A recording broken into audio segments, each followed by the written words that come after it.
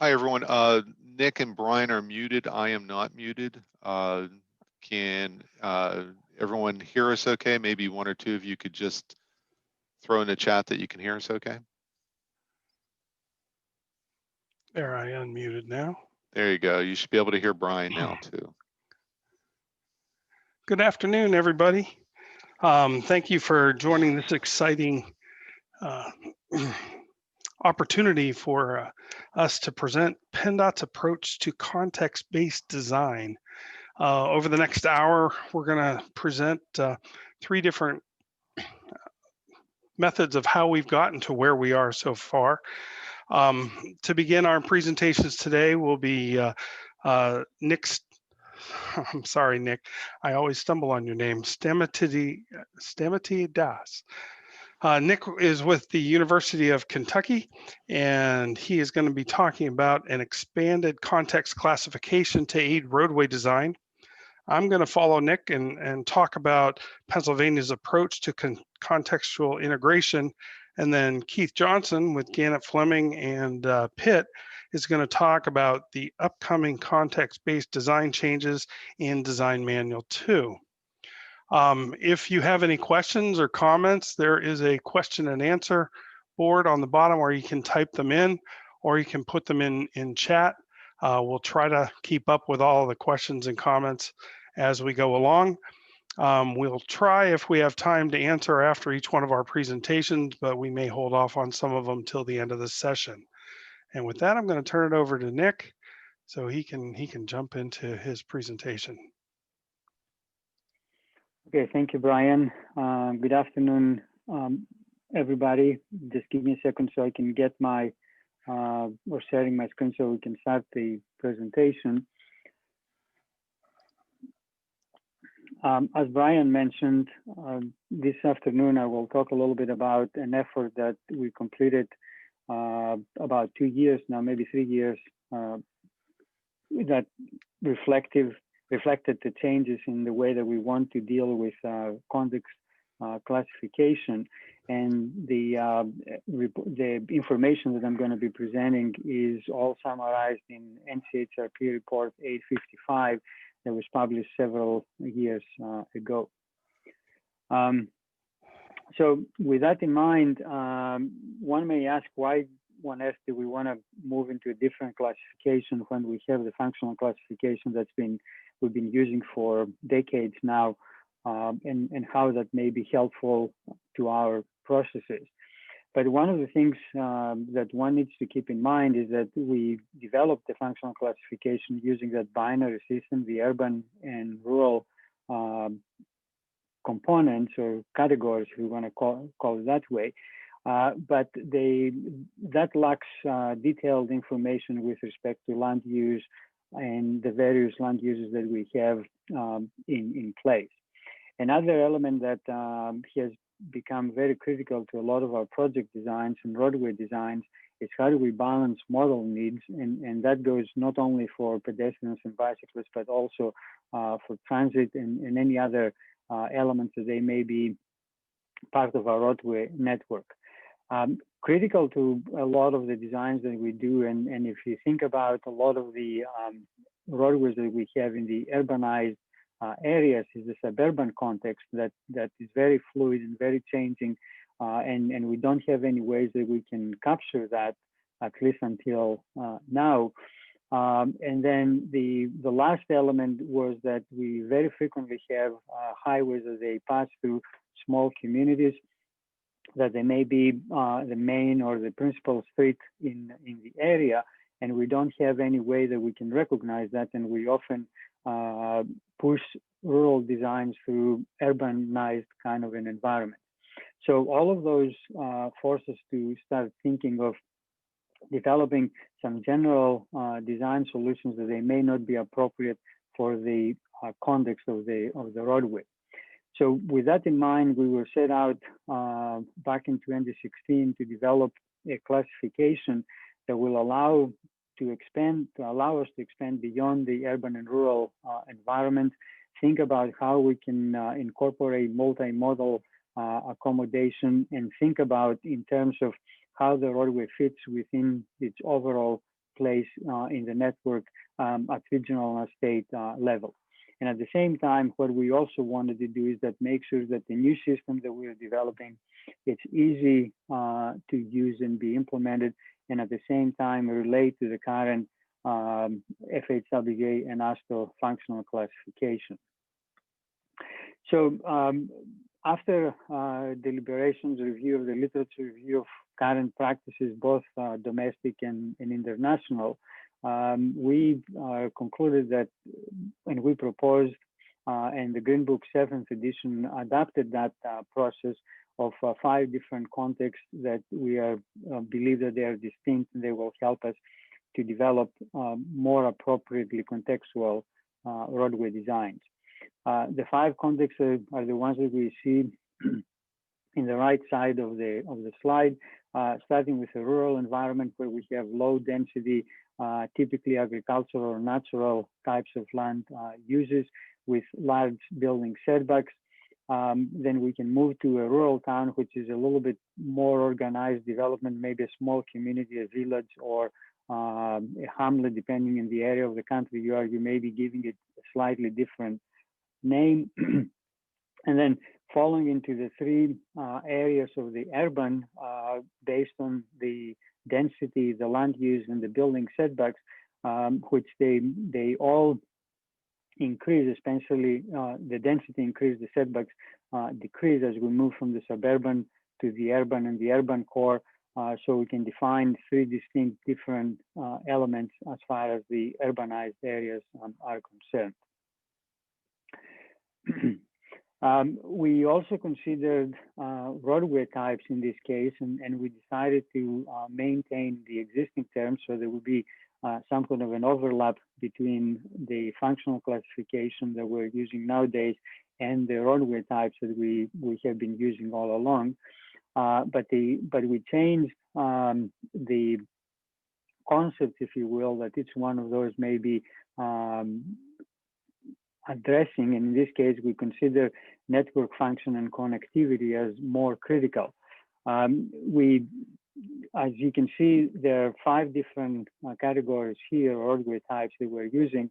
Expressways and freeways are in the gray color, which means that these were outside of our purview because we didn't think that we need to address that since they pertain to a different set of design guidance. But what we've focused on was principal and minor arterials.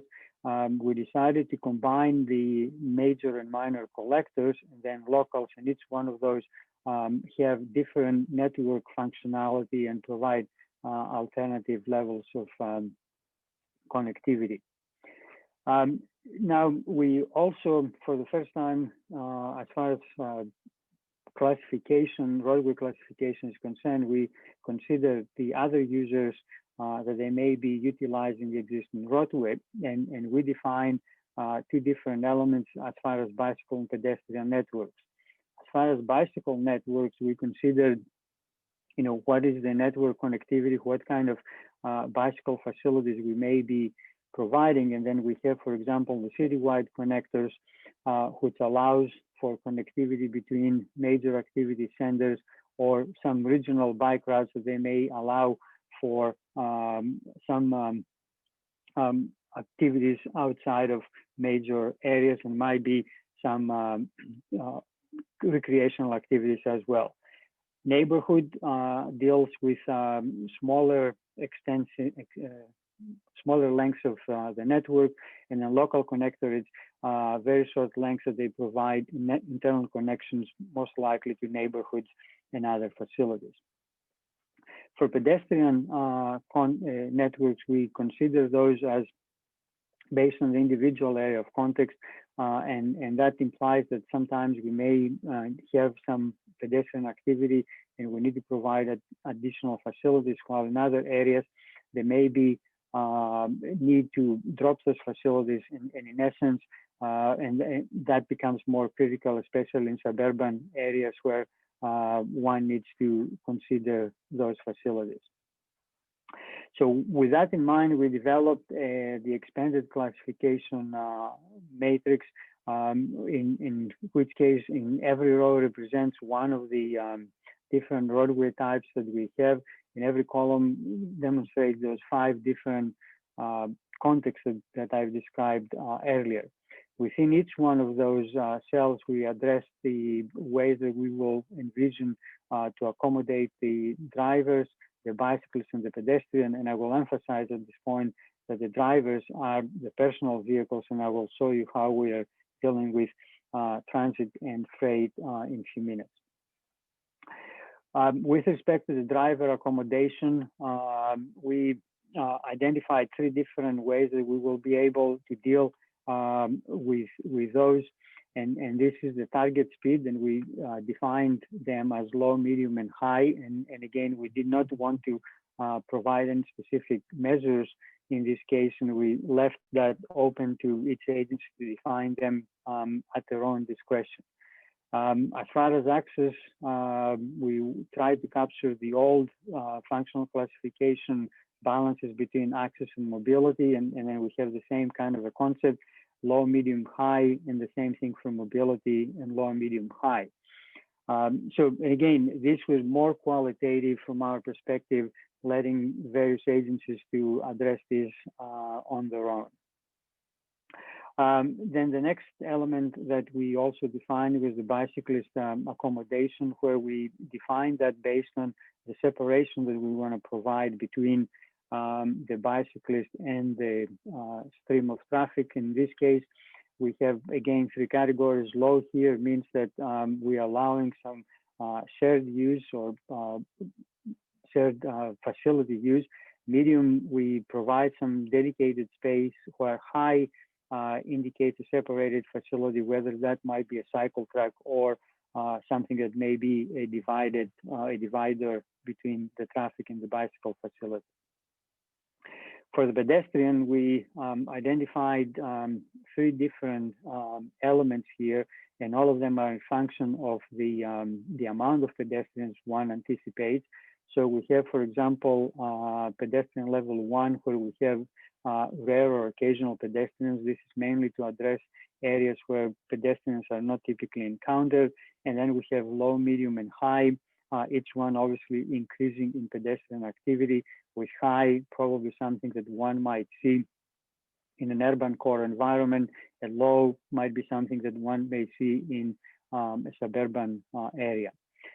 For each one of those, depending on the amount of pedestrians, we're recommending to have different types of pedestrian facilities or sidewalks, in essence, starting with minimum wide or enhanced width. Minimum is whatever the local jurisdiction requires as a minimum. Wide, obviously wider than the minimum, and then enhanced, probably fairly wide to allow for pedestrian interactions.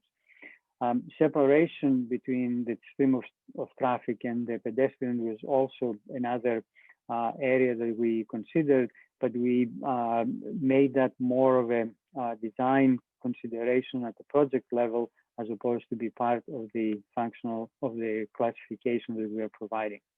Finally, for the asterisk, it was decided for, especially for the P1 category, for the rare or the occasional, so to leave up to the discretion of the design team when they're dealing with specific project, to ensure that there's flexibility in their design and they are not required to provide facilities when there shouldn't be any. So and I understand that this is fairly difficult for you to see, and I'll zoom into one of those cells in a minute. But the basic idea behind it is that we created this matrix that identified each one of those elements based on what we anticipate each one of the 3 different users to be accomplishing as far as the expanded classification is. And here's an example of what does that mean for suburban minor arterials. We anticipate to have medium level speeds with a medium mobility and access. If for local connectors, we have low separation. For neighborhood connectors, we might require medium separation, while for the city wide connectors, we may require high separation. So depending on what kind of levels or what kind of a bicycle network you may have, you may consider different activities. Also, depending on the number of pedestrians you have, we have different elements, and as you can see, both for high and medium pedestrian activity, we recommend wide facilities. And for the occasional, we leave it up to the discretion of the team to decide whether they should have any pedestrian facilities at all. Now, this addresses the three major users: the vehicle, the pedestrian, and the bicyclist, and that creates the first layer of context classification. And then we have two different layers that we are considering. One where we address transit issues, and the second one is where we address freight issues. And in this case, we're trying to encompass all other users. So we will design, in this case, the roadway considering the potential for transit and also freight elements. So the way that we envision the application is that once you have defined the context and the roadway type, then you identify the level of the users that you will be dealing with, and then that puts you into a specific element or specific cell in the matrix, and identifies the potential ranges that you will have for these users. Consider whether you will require any of the additional overlays, so in this case, transit and/or freight. And then once you have all these pieces of the puzzle together, then you start putting the cross-section alternatives based on your purpose and need document and what might be the objectives of the project. So in this case, our goal was to be able to develop an initial solution that may be closer to the context, as opposed to provide you with a final solution, and then obviously purpose and need, and then the project context will refine all of these elements further in detail. So one of the principles that we try to accommodate here, and we've heard it for a number of different states during our development process, is that while we understand that all users must be accommodated within the system, that doesn't mean that every user has to be in every single roadway, and that's the motto that we carried throughout this approach, and hence the idea behind it of how we can fit a lot of these roadways into the network level, and hence the change in our description of what the different roadway types may address. So the things that one needs to be cognizant with and understanding is that there may be caution about using the minimum design elements, and in this case, when it comes to lane widths and shoulders and/or sidewalks or other facilities. Very frequently, we forget to evaluate the presence of alternative routes, and in this case, sometimes we may have a facility that is not very conducive to pedestrian or bicycle traffic, but at the same time, we insist on placing that there, while we can easily accommodate all of those users in a separate facility parallel to the existing one. And then finally, we maybe need to start looking at target speeds and mobility, and those, how they may be play out. I know that I'm running close to being out of time, but let me walk you very quickly through an example of how this can help us with. And what I'm showing you here, it's a small section about a mile long in central Louisville and the downtown area. By definition, this is a urban core. It has commercial and institutional land uses. The setbacks are small and very high density and multi-story elements. The city of Louisville has a bike master plan for future bike facilities, and this is a facility that's already in place on the lower right-hand corner of the slide, but it's not on the corridor that we are discussing, but rather on a parallel facility that can be utilized in this case. There's a high pedestrian activity based on the institutional elements. There's also a lot of there's 2 movie theaters along this area and a transit facility. At the same time, it's also a truck route because it's one of the major connectors that gets the traffic from Indiana into Kentucky and then disperses it throughout Kentucky and vice versa. And so that also needs to be accommodated.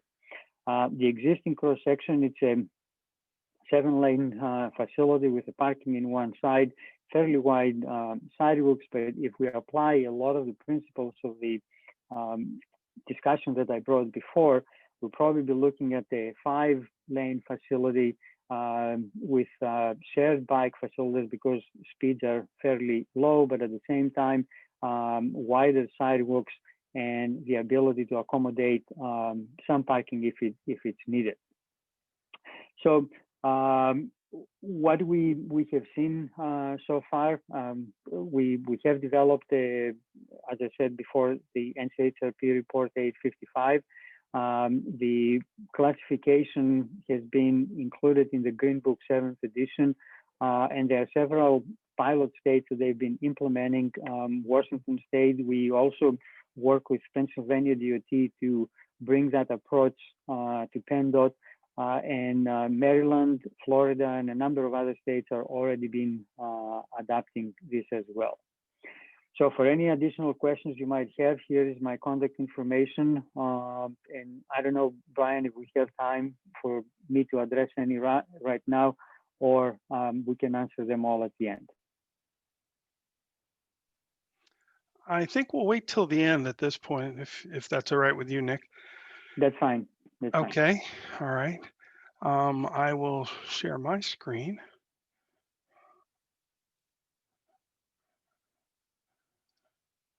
Okay. I'd like to talk to you today about PennDOT's approach to contextual integration. And my presentation, we're going to cover 4 different topics. First is PennDOT's understanding of the concept of contextual integration as it relates to functional classification. This will include some information on where PennDOT has been over the past 15 to 20 years. Next, I'll talk about some of the process changes we're developing and how they relate to Design Manual 2. And I'll finish up with our multimodal considerations and some examples of the new design considerations that are included in the new DM2. The concept of relating the functional classification of a roadway to its context is not a new concept for PennDOT, but thinking about it in the opposite way provides a different perspective where you begin with the context and then relate it to the roadway's functional classification. Back in the early 2000s, PennDOT came to realize that identifying roadway design parameters based purely on roadway classification and only looking at urban or rural designations pretty much led to a one-size-fits-all approach to our projects, when clearly our projects needed to be tailored to meet the needs of our individual communities and our customers. By coming to this realization, PennDOT began putting in place processes so that our designers would take the project's context into consideration during its development. However, the primary concern was still the motorized vehicle, with little emphasis on alternative modes of transportation. This current evolution in transportation design thinking encompasses more of a systems approach, taking into consideration the function of a project's corridor in relation to the surrounding transportation network, looking at how the corridor functions in its current context and how the corridor should function within its future context, and how a project should provide for the future transportation needs of our customers. As PennDOT projects are developed, we try to balance safety, access, and mobility with livability and context to enhance the quality of life of our communities. PennDOT recognized this back in the early 2000s when we developed a proactive approach for designing transportation network. This led to the development and release in 2008 of PennDOT's Context-Sensitive Solutions Manual. This manual kind of got buried over time, but parts of it got incorporated into our current design manual. One of the big things that came out of this publication was that conferring with our full range of stakeholders became a priority. We also entered through this publication the 7 contexts that are currently in our design manual, all the way from rural to our urban core designations. Each of the roadway classifications was then assigned design values for each of the 7 contexts. We've been using this system for 15 years now with varied degrees of success. The upside of the tables is that it gives our designers a great starting point once they've identified the roadway classification and context, but identifying the context can be challenging and sometimes debatable. Since the suburban corridor looks very different in rural Pennsylvania than it does in Philadelphia or Pittsburgh, the pictures that we provided didn't give a very good uniform approach to the design process. The downside of the tables is that they reinforced a look it up mentality rather than applying engineering judgment in selecting design parameters. We're going to talk more about this later and how that looks with the modified new tables.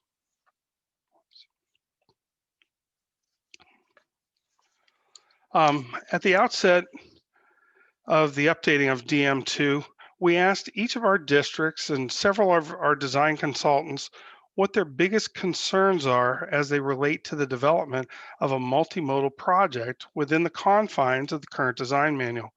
Using that information and the National Direction of Design, we created a new vision for our DM2.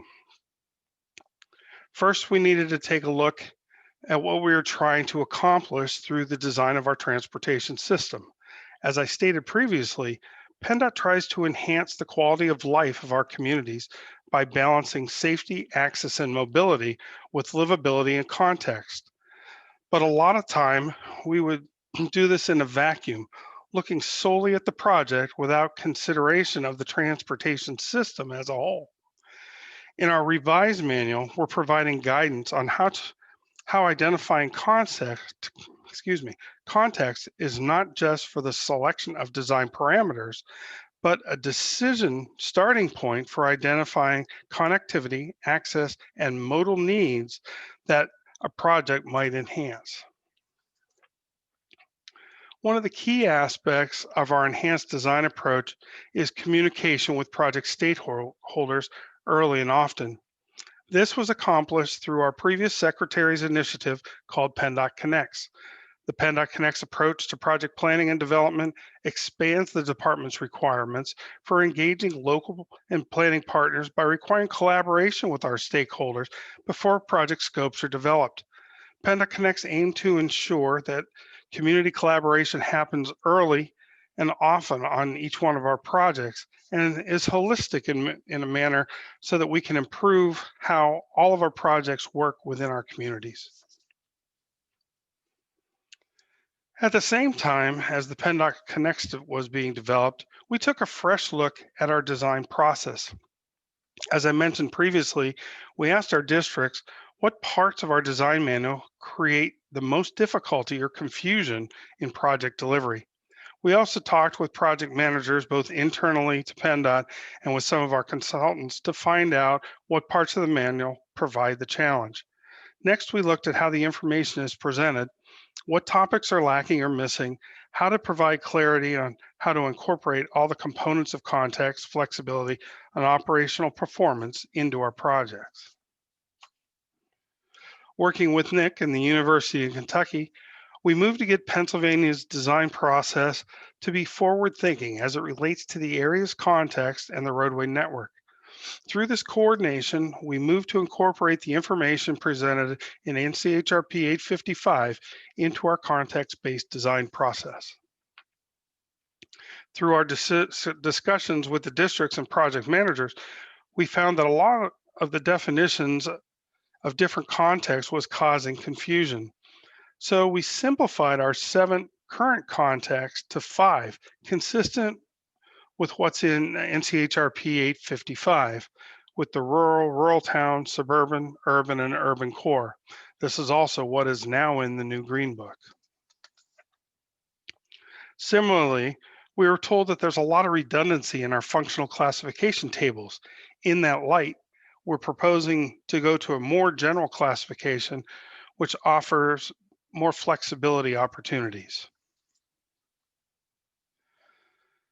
Flexibility is very powerful.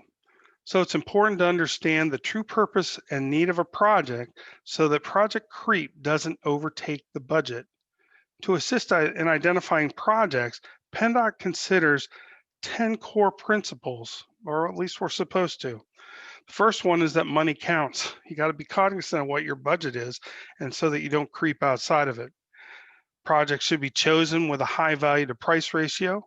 We strive to enhance our local networks, whether they're for vehicles, pedestrians, or bicycles. We look beyond level of service, safety always, and maybe safety only.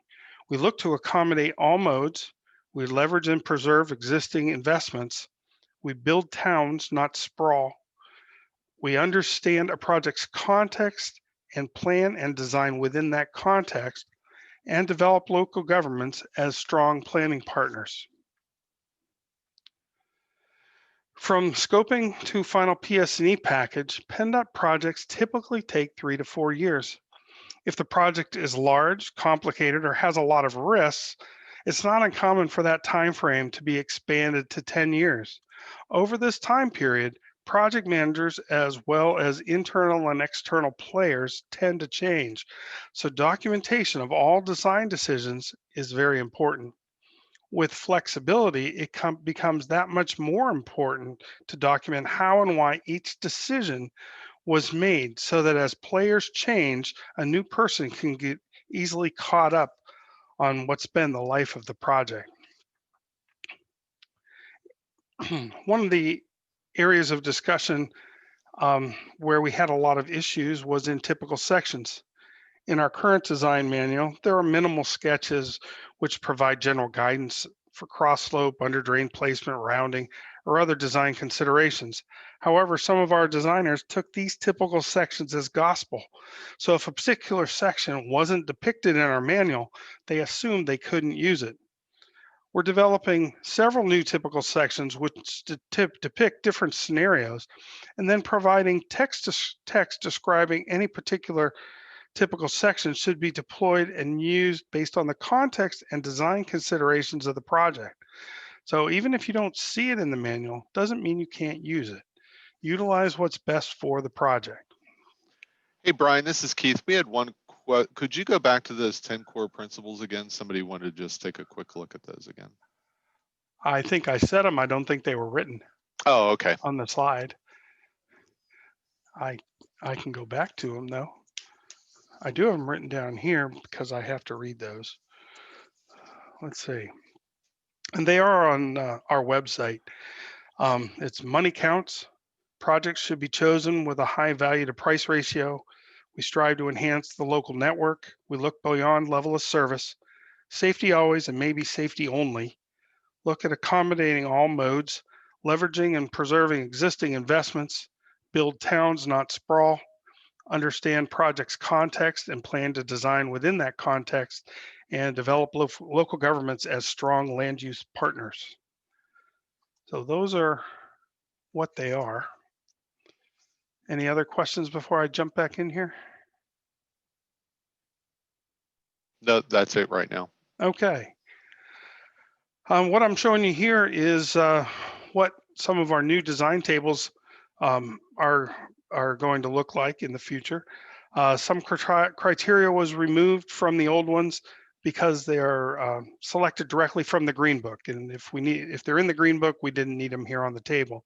Other criteria were added so they are not overlooked by our designers. The biggest change is that the ranges were replaced by preferred and minimum values.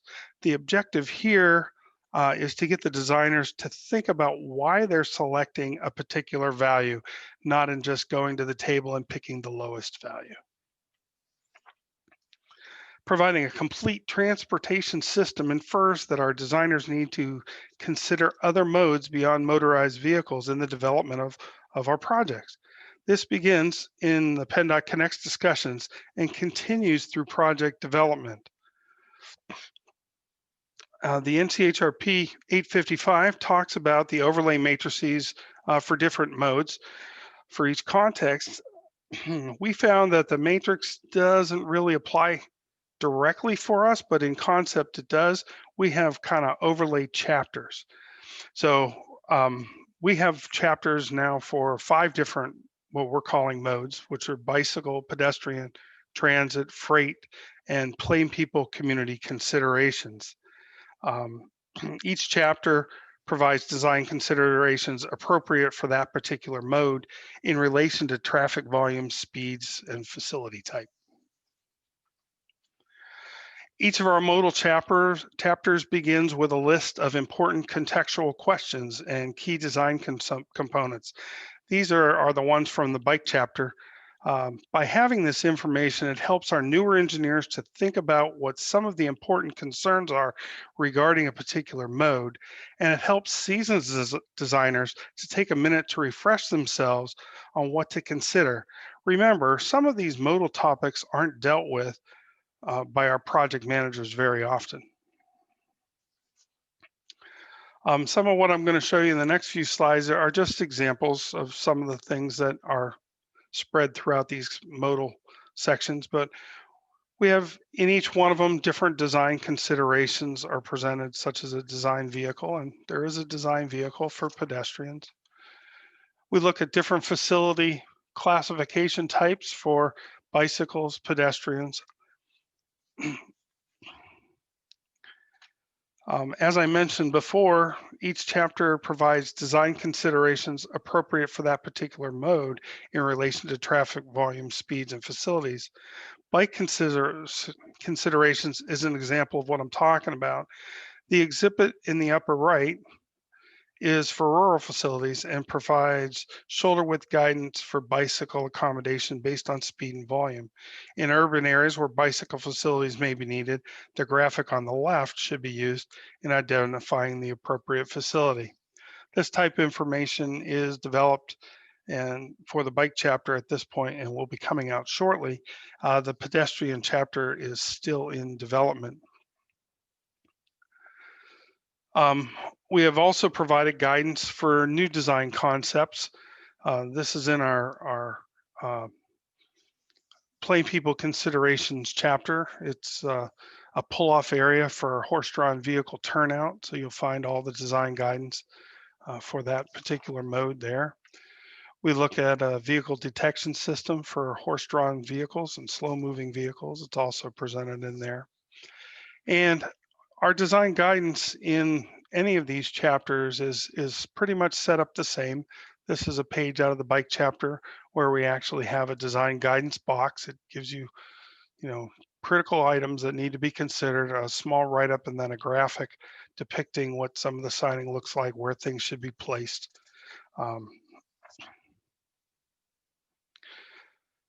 If you have any questions, please put them in the question box, and here's my contact information. We are getting ready to roll out pieces of DM2, and I'm going to let Keith talk about that. I don't want to steal his thunder.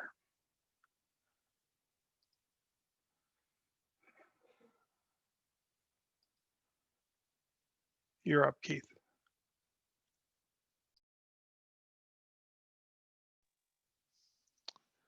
Thanks, Brian. Just a couple things before we start here. First of all, there's still 120 of you still in this session, and I'm about to speak. So That's about 110 more than I thought I would have. Second of all, I know some of you, and you might not be that bright. This is a virtual conference. We are not serving any food or liquor during this session. So if that's why you're sticking around, you need to straighten out your act a little bit here. So, and lastly, Mark complimented me on my falling water background. So I wanted to just tell Mark, thanks a lot for complimenting me on that. So with that being said, Brian, we're at 2:40. I'll try to do this in 15 minutes. That way we have time to answer any questions as we get backed up.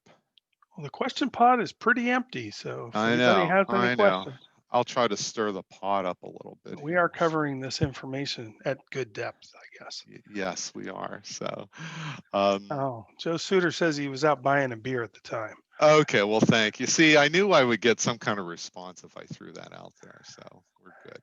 Okay, can everyone see that? Okay. Yeah, we're good. Okay, thank you. Okay, so thanks, Brian. Just as I said, this is Keith Johnson, Senior Project Manager with Gannon Fleming. And as Brian alluded to, I'm going to be covering more or less the topics that Nick and Brian just talked about and how we're incorporating this into the new Design Manual 2 rewrite. One second. Okay, so basically I'm going to cover what the DM2 rewrite is. Some of you might know, but just want to explain how that's working and then how we're working in the concept of context into everything here. We've got, hold on one second.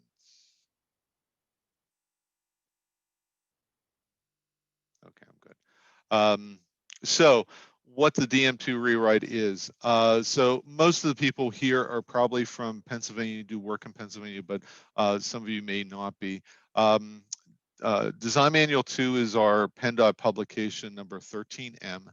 It's Design Manual Part 2, it's a highway design. It's fair to say this is probably the most used design manual that PennDOT puts out. It covers all aspects of highway design, and officially it's publication 13M. What we'll be doing is we are just not updating certain chapters. We're doing a full rewrite of the manual, and the new manual will be publication 13. I might not have this right. My impression is, and the more seasoned people could probably correct me if I'm wrong, the design manual used to be pub 13. I think we went through a phase where we were talking about going to metric. So they created 13M. I think M was for metric, and then we didn't go metric, but they kept everything in 13M. So from a bureaucratic standpoint, publication 13 is still out there. So, but there's nothing in it. So we're going to utilize that. That is correct. I got that right. I thought that was it. I know bureaucracy too much. As new chapters are approved, what we're going to do is, as we get a chapter approved and we're ready, we're going to put it in Pub 13. For example, one of the first chapters we're going to put is the bicycle chapter. So we're going to put the bicycle chapter in Pub 13. It'll probably be by itself, or there might be a preface, and then we'll go back to 13M and we'll be putting a note to go to Pub 13 for bicycle and then take the bicycle stuff out. That's the general gist of how we're going to operate this. With that being said, like I said, this is a complete rewrite, so it's going to look a lot different than the current DM2. First of all, we're trying to make this user-friendly. It's going to be a nicer font. It's easier to read. We're also putting a lot of graphics in and call-out boxes to help the reader and make it just easier to read and more reader-friendly. For each chapter, we're going to have references right at the beginning of the chapter. So as you're working on a certain chapter, these are references you can utilize for supplementary information. So if we have a transit chapter, we're going to give you either AASHTO references or other references to help you with your design. Where applicable, we're putting example calcs in, so help you understand how to do the calculations. We're not regurgitating the green book unless it's something really in particular that we want to call out. For the most part, we're going to reference the green book, so we're not duplicating. Plus, the idea is if the green book gets updated, we don't have to go back in and update this. And then we're also following what I call the flow of the green book, in so much that all of you probably realize you'll be in the design manual too.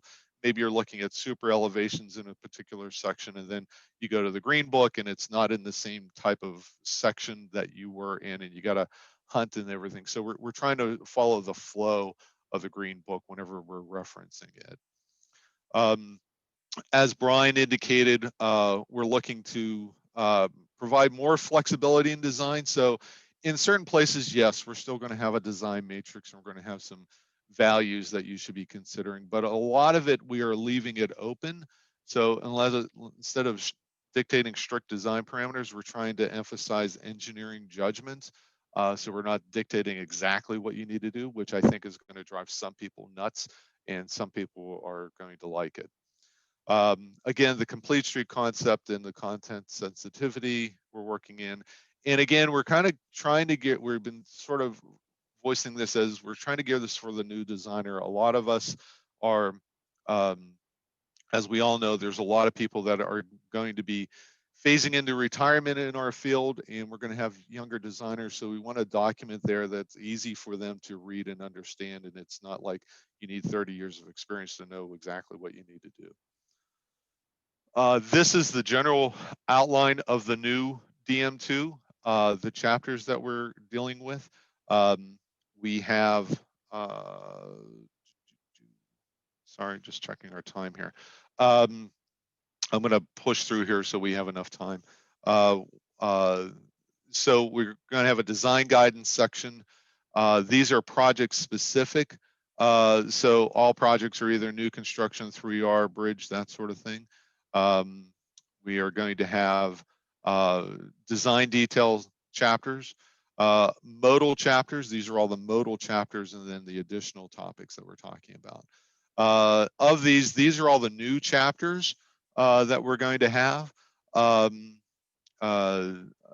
Some of these, like the bridge chapter, we're not designing bridges. It's more what the highway designer needs to know as far as bridges go. We're not trying to take over the bridge design from the structural people.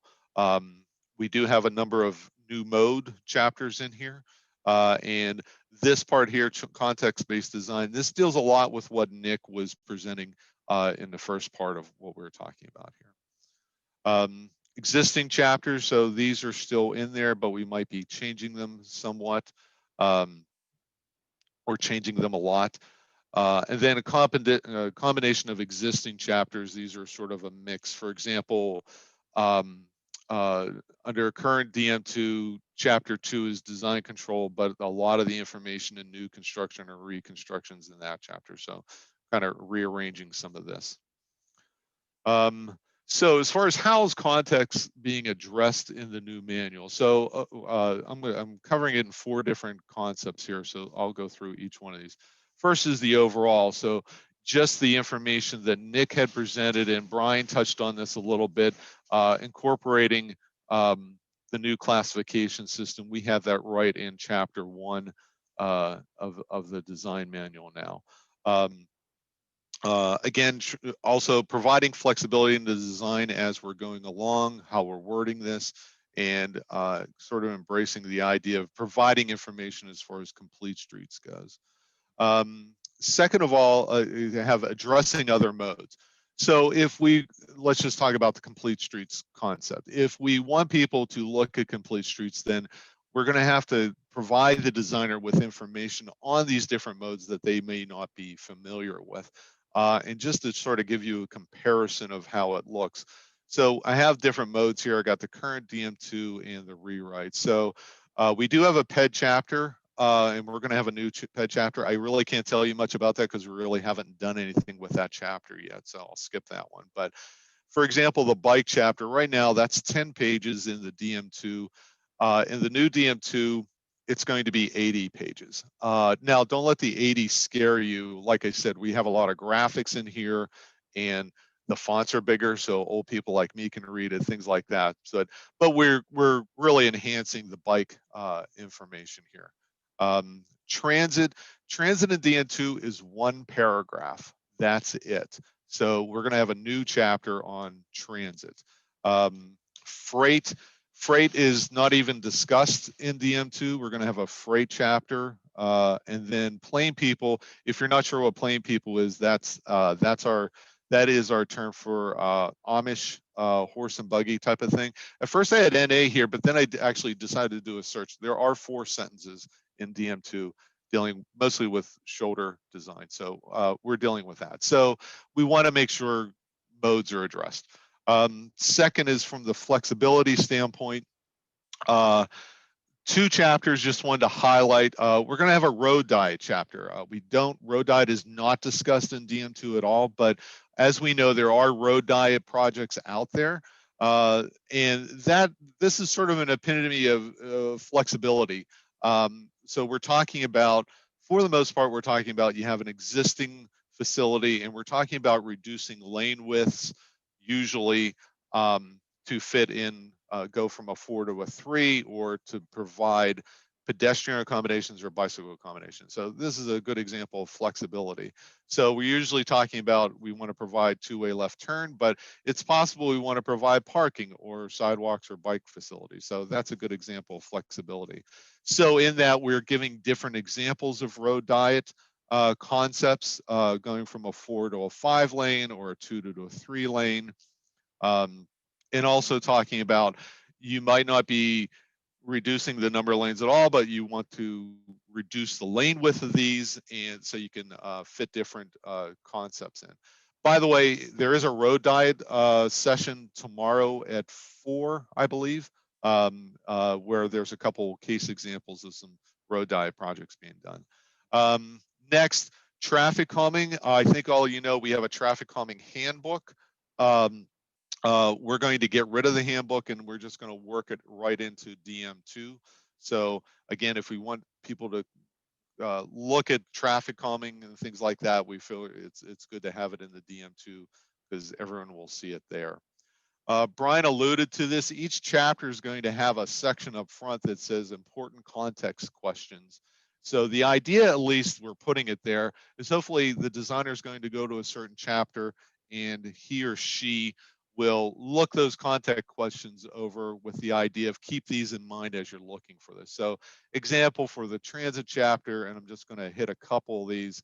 You know, where's your project and what kind of transit is in the area? And you might even want to keep in mind, just because there's just transit service on that road that you're looking at, doesn't mean the transit provider doesn't want transit service on that road. So it's really, we really emphasize in the chapter that you got to talk to the transit agency, not just send them a letter. Frequency of service, and basically from the highway perspective, how are we treating stops and stations, and what kind of support needs to be in there? The biggest thing with transit agencies, just did something with Port Authority. We looked at 4 municipalities. 63% of their stops in very nice suburban areas, 63% of their stops don't have sidewalks. And that's something they can't deal with. But, you know, if we're working on a project, that's something we could deal with. And then safety and security. Another example, the road diet chapter. What's your road diet impact on mobility, safety for the road users? On an existing 4 lane, is it operating like a de facto 3 lane? In other words, are the inner lanes acting like left turn lanes? If it is, you want to pay attention to that. Speeds on the area.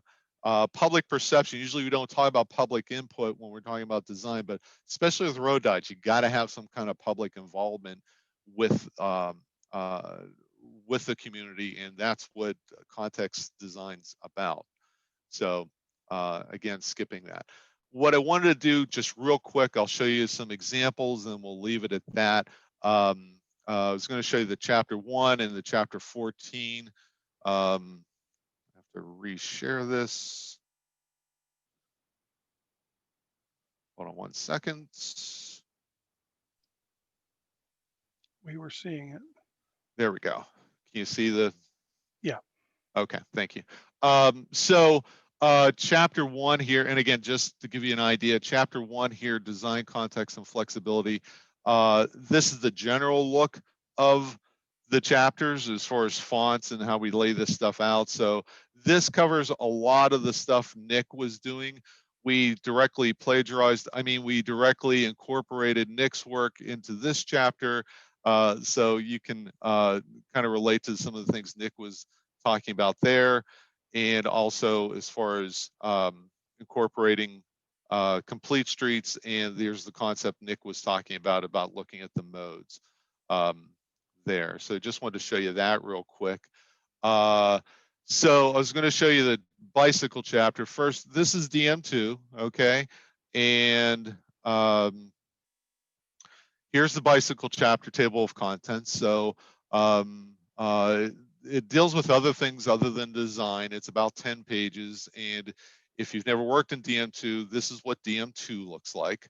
Okay, so here's the general concept, and just more or less straightforward stuff in there. There's some cross sections, and there's a huge signing section in here. Let me find it for you. Okay, yeah, there's the signing section right there. So 3 minutes. So again, yeah. So this is the new bicycle chapter, and again, just to give you a just different layout, we're showing the different concepts and some of the graphics Brian showed. And for every concept we're talking about, we're giving you guidance, and we're trying to give you a schematic of what it looks like. So with that, I will end. And if we have any questions, we can take them now. So. Any questions? We had a couple. We typed in answers. The first question here is rollout when, Keith? You want to take that one? Thank you, Brian. Yes. So we are actually bicycle chapters probably be going out. We're going to shoot for probably January, and then there's a couple other chapters coming in after that. We are trying to get all the chapters through CT review by the end of December of 2021. So that's our general time frame. And as far as approvals, we're doing that. We're doing it one chapter at a time. So as we get them done, we'll be putting them out.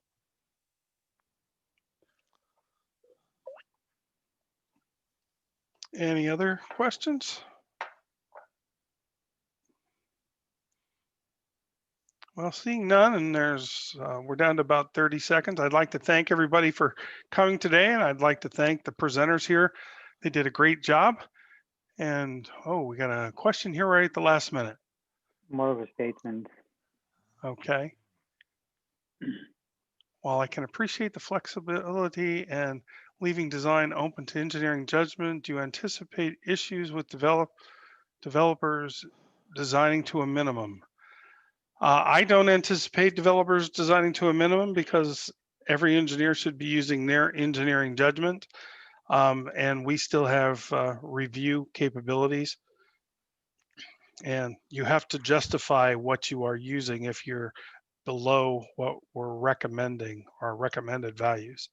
So there is a process that's listed in DM2 of how that documentation works. I would throw out it's the exact opposite occurs too. Like, again, we're talking about road diets. Usually the designer wants his lanes to be 12 feet wide. That's a preference. In a road diet, we're going the exact opposite. We're seeing if we can minimize it to fit it in. And so it can go either way. I understand your point on bringing that up. Sometimes people are just following standards because that's the standard. So it'll be interesting. I'll put it that. I think some people are going to have issues with it and some won't have issues with it. The last question that we're going to deal with here is, when's our rollout of the context-based change? I anticipate that that'll be mid-year. We have what we're chapter 3, which looks at our design processes. We need to get that through our review process, and that's going to take a little time before it's ready to go out on CT. Once it's out, it links directly back to the context changes. So we need to put that out at the same time. So it'll be the middle of the year, more than likely, right, Keith? Yes, I would say so. All right. Thanks everybody for attending. Okay, thanks Have a good everyone. conference. Thank you. Take care. Goodbye. Bye.